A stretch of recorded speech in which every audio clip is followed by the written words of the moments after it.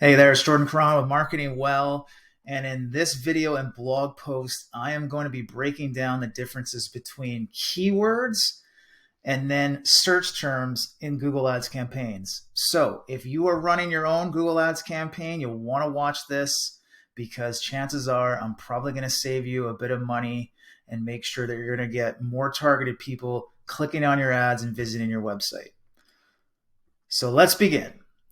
Okay, so I am in an account of a previous client, and I'm going to show you again the differences between a keyword and then the search terms that are the exact search terms people typed in and then clicked on this client's ad for. So we've got a campaign set up for anxiety, and we added some keywords: anxiety therapists and then anxiety therapists. Now they're targeting via broad match type. So what that means is it's broadly related, or your ad will, this client's ad will show up for keywords broadly related to anxiety therapists or anxiety therapist. Now we did this at the beginning because we wanted to get just some clicks to my client's site, and I had explained what I'm going to explain in this video, and he was okay with it. But I want to use it to show you this because you can be wasting essentially money and not getting the right people to your website. So at first glance, let's just take a look at these two keywords. So again, they're very similar. One is just the plural, one is not, but we can see over the course of, wow, we're going back a long time, that there was 30 clicks with close to 870 impressions. And the click-through rate's pretty good on that. Cost per click, it's interesting just to observe this, just looking at it right now, $2.35 versus $1.46. Quite interesting. That's not what we're going to look at right now in this video, though. But instead, what we're going to do is we're actually going to dive in now to see the exact search terms people typed in, because at first glance, this might look good. 30 clicks, 852 impressions. Yeah, this is pretty good.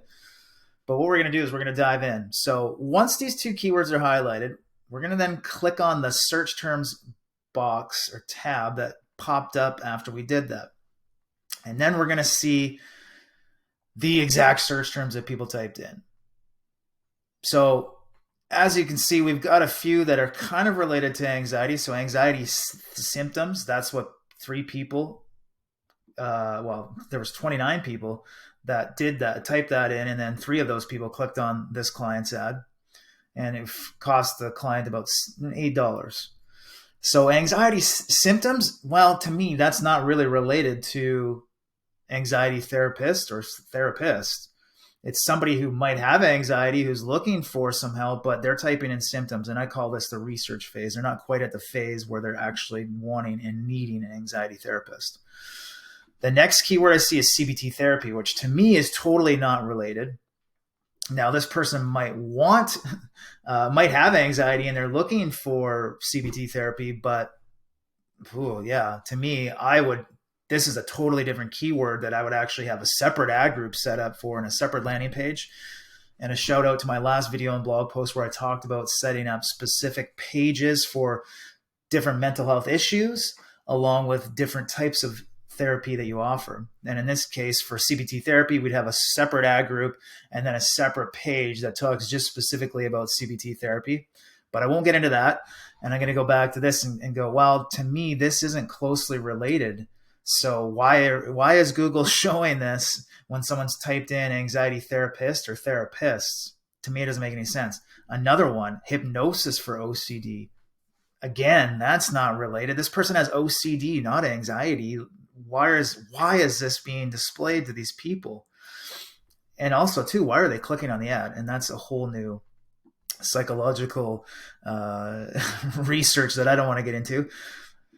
Psychiatrist Victoria, BC. Again, that would be a totally different ad group and keyword that would not be targeting through anxiety therapists. And then we've got somebody typed in an actual counselor's name, and Google showed our ad related to anxiety in front of this person, and they clicked on it. So to me, there's a lot of wasted keywords in here and a lot of wasted money. Here's one, Panita Pongapitch. Why is that search term showing our ad that's about to do with anxiety, and then why is this person clicking on this ad? Regardless, and how frustrating it is, I want to show you ways you can avoid this. So some people are okay with this, but to me, I'm not, because I don't like to see anybody giving Google any more money than they need to. And as well, I don't want to see people wasting their money and also getting just not targeted people to their website. So there's two ways we can combat this. The first one, which I think is the easiest, it takes a little bit of time, is to change the match type of your keywords to exact match. So if we were to do that, we're going to go back to our search keywords. And then what I would do is I would just highlight all these keywords, not search terms, the keywords. And then I will hit edit. I'll go change match types, and I'll go change all match types. And then I'm going to go from broad to exact.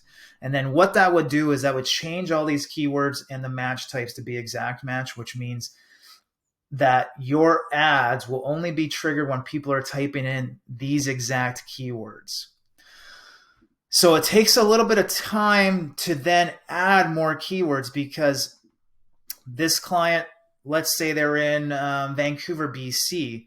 Well, if someone typed in anxiety therapists or anxiety therapist Vancouver, these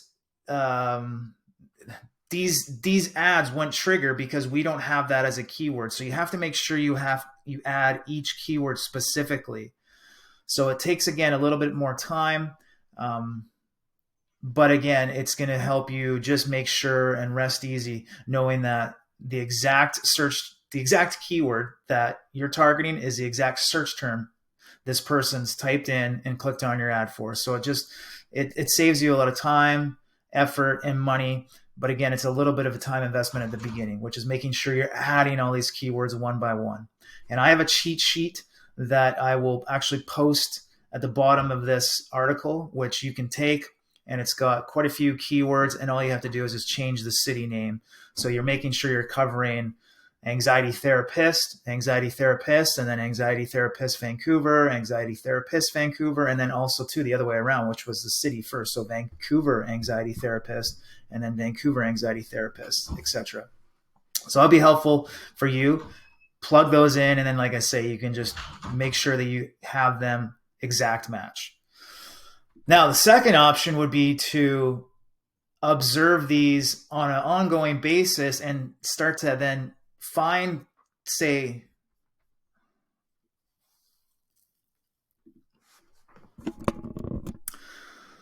the second option would be to then find negative words that you want to remove and not have your ad to show for. So if we take these two keywords again, and I'll go to,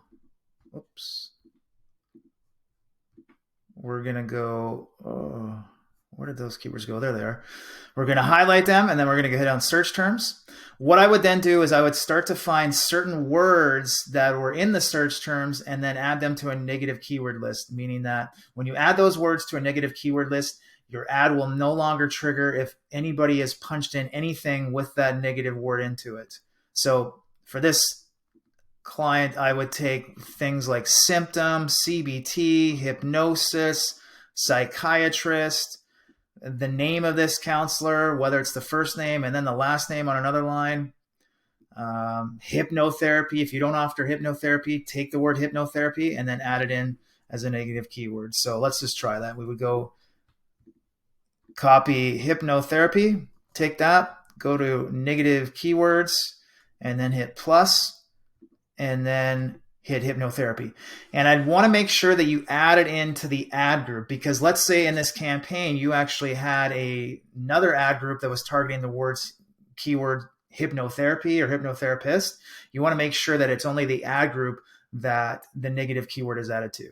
And this is going to be helpful, like say, going back to the CBT example. If you had one campaign and you were targeting keywords related to anxiety in one ad group, and then another ad group targeting keywords related to CBT therapy, and you saw that your anxiety ad group had a search term show up for CBT therapy, Well, you just want to make sure you removed CBT therapy and plugged it into the negative keyword list in just the anxiety ad group. Because if you did it at the campaign level, then what would happen is your CBT therapy ad group under the same campaign would not trigger, because you'd have the word CBT or CBT therapy in the negative keyword list. So again, make sure to watch that.